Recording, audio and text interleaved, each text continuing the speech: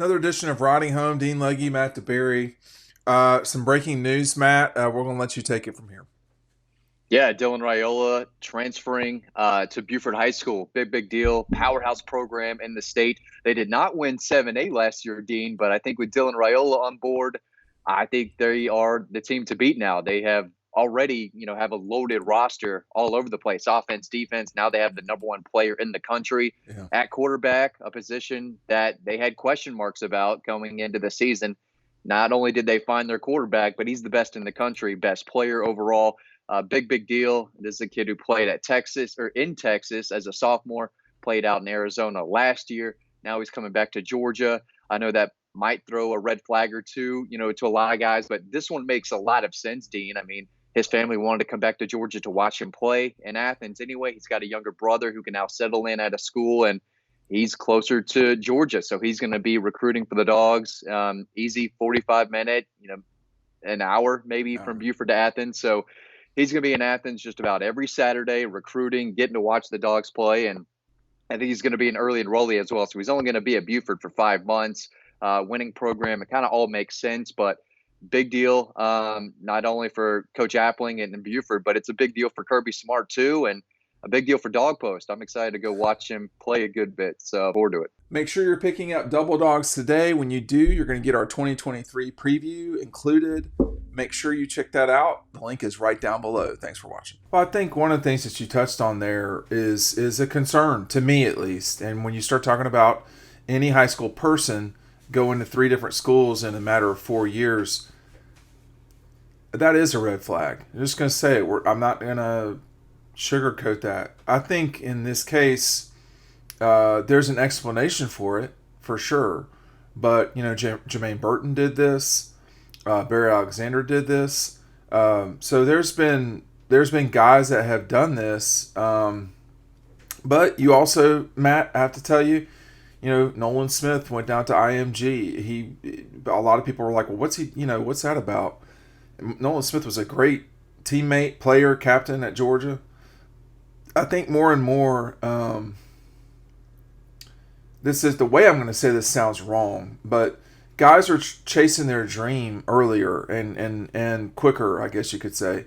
And for Dylan Raiola, it's totally up to him and his family what they want to do. If you're going to land in Georgia, is there a more consistent program than Buford? Buford, I know, I did not go to Buford, full disclosure, but I have, how do I put it, some very close connections at Buford, and I'm not sure you can find a better athletic match for in any school in Georgia. Buford is that they care about sports a lot. Yeah, I would put Milton up there too. Milton and Buford are probably top 2 for me. You used to have Brookwood and Parkview, still, 2 big time programs over in Gwinnett County, but Buford it's a spot, and that community really cares not only about football but all the sports. And it's not in the city, it's definitely Metro Atlanta, but so you have a little bit of that, going on, but it's a program that cares. A very nice school. I mean, it's Buford University. Every time I go over there, I mean, it looks like a small college, but really big deal. He's going to be recruiting KJ Bolden. Georgia's got, a lot of other players at Buford that they want to get on board too. Jaden Perlotti is one of the top linebackers across the country in the 25 class. He's committed. Obviously, KJ Bolden, top 10 prospect in the country. Big deal. He's coming off an official visit to Ohio State, but Georgia's trying to land him. Edric Houston, 5-star defensive lineman. I do think he is leaning towards Ohio State instead of Georgia. And they've offered the running back, Justin Baker, in the 25 class, Jordan Allen, an elite slot receiver who can play safety in that 25 class. So it's incredibly talented. They're the most talented team in the state. Langston Hughes also has a ton of talent. Yeah. Their quarterback is going to Ohio State, Aaron Nolan. So, but now Dylan Raiola is the number 1 player, not only in the country, but now obviously in Georgia as well. So listen, let me explain something real quick about Buford for folks who are unaware of this. So there in the state of Georgia, there are different school systems. Almost all school systems, like, I don't know, I would say all of the school systems, 98%, if not 99% of them are county schools. So that means the county you live in, that is, you go to a Forsyth County school or a DeKalb County school or Gwinnett County school. I'm not talking about private schools. Private schools can do whatever they want. But of public schools, there's very few, quote, city schools. Buford is a, quote, city school. So the city of Buford runs, is in control of it completely.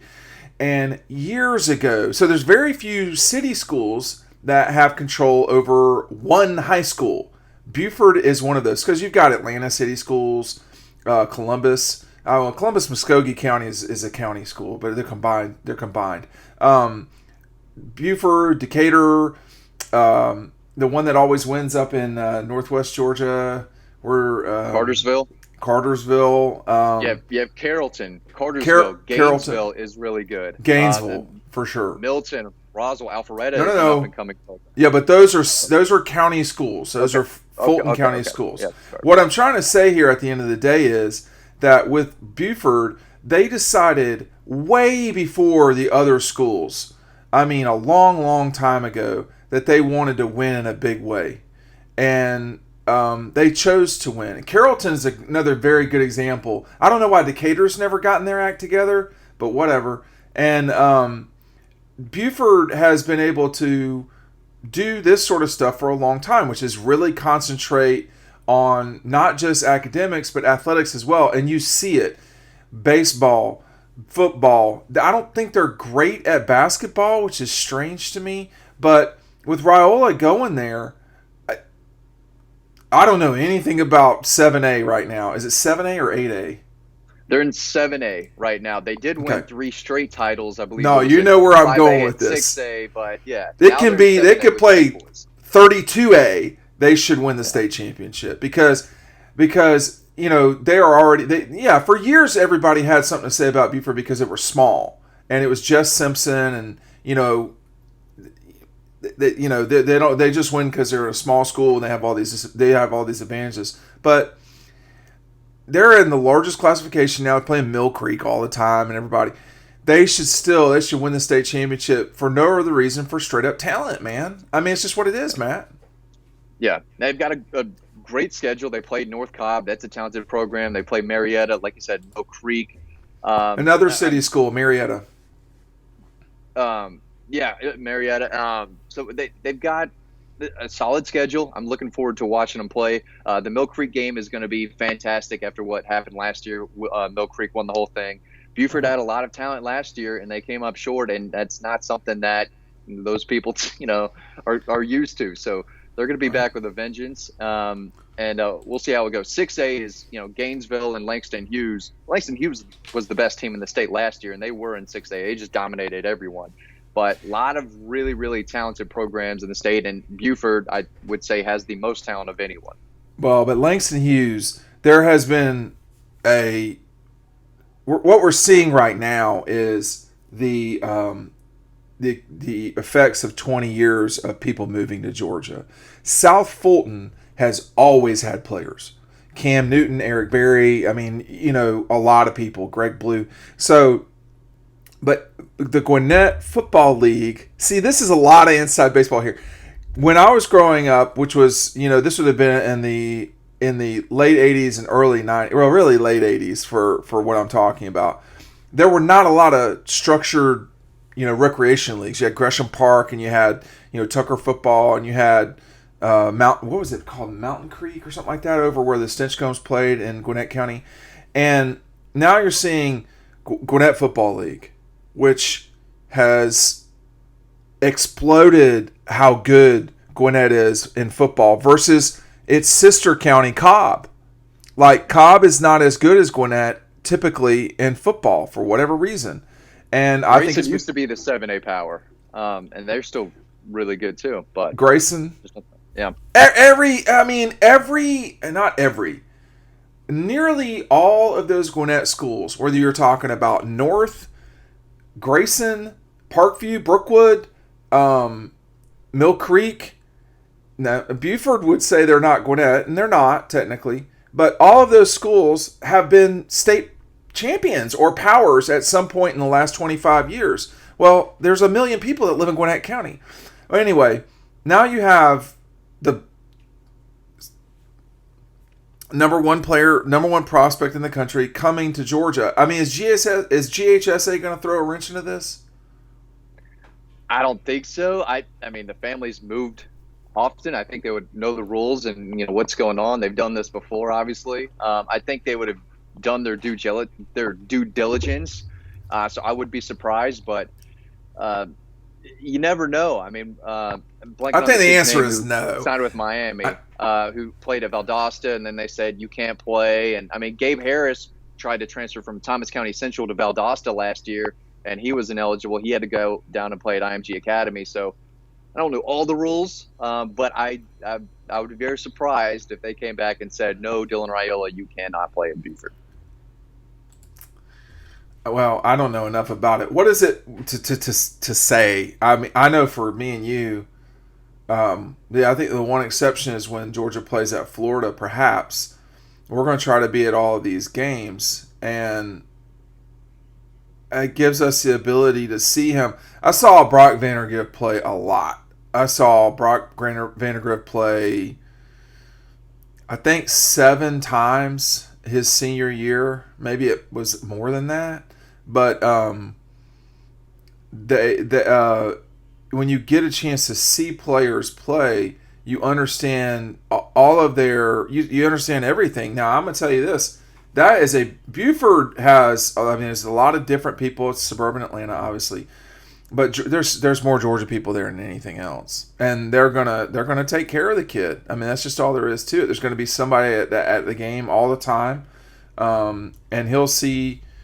He'll have an opportunity to play, frankly, probably the highest level of high school football that there is. You want to argue that Texas is better? I will allow that. It's a lot better Georgia than Oklahoma, than Arizona, or California, or or Florida, to be honest. So I think it will challenge him.